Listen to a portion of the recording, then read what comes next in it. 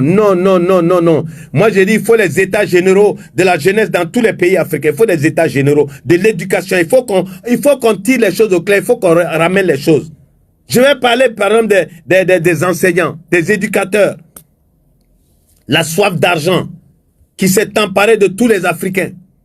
Vous avez de ces professeurs, je ne comprends pas. Vous avez, par exemple, des écoles, hein? Chaque professeur choisit un livre. Mais moi, je me rappelle, nous, on était petits, c'était Mamadou et Bineta, tout le monde, toute l'Afrique. Donc, on pouvait évaluer les niveaux. Aujourd'hui, un professeur, non, lui fait des polycopies. Les enfants, là, s'ils achètent le livre, ils vont avoir 0. Il leur donne 0. Lui va fabriquer des polycopies. C'est-à-dire, lui-même, il devient un fabricant de livres. Il faut acheter ça avec lui. Ah! Mais c'est quelle soif d'argent, ça? On dit le niveau baisse, mais pourquoi le niveau ne va pas baisser? Vous avez des enseignants, ils disent aux enfants, il faut faire des recherches. Alors, ils obligent tous les parents à acheter des smartphones pour donner aux enfants. Alors, les enfants ont accès à TikTok, les enfants ont accès à WhatsApp, etc. Déjà même en 5e, en 4e. Ils pervertissent les enfants pour donner aux parents.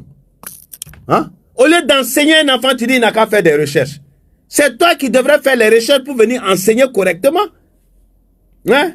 C'est comme les pasteurs qui disent, ouais, c'est le malade qui doit jeûner et puis Dieu va faire. C'est toi qui dois jeûner, toi qui dois prier pour les gens. C'est toi qui dois jeûner. Hein? Mais la même chose. Je vois des enfants qui ne dorment plus. Alors ils sont sur les téléphones. Quand papa veut parler, maman, non, le professeur a dit de faire des recherches. Quelles recherches?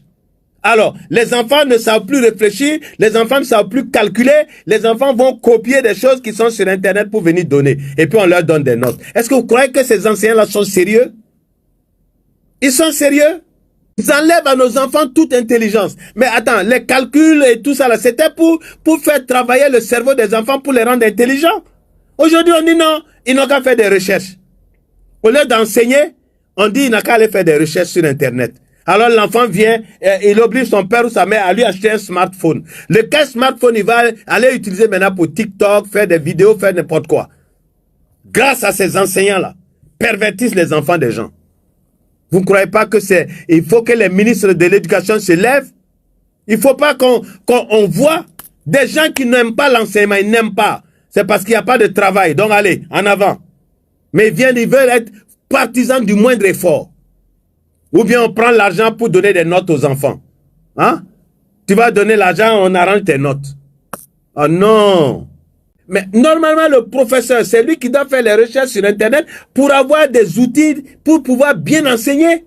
Mais non, il dit aux enfants d'aller faire des recherches. Alors, tous les enfants de machin qui devraient avoir juste le téléphone qu'on appelle Domolo, non, ils ont tous smartphone. Et donc, on pervertit les enfants. Vous avez des enfants qui passent tout leur temps maintenant sur le téléphone. La nuit, ils sont dans leur chambre, ils ne dorment pas.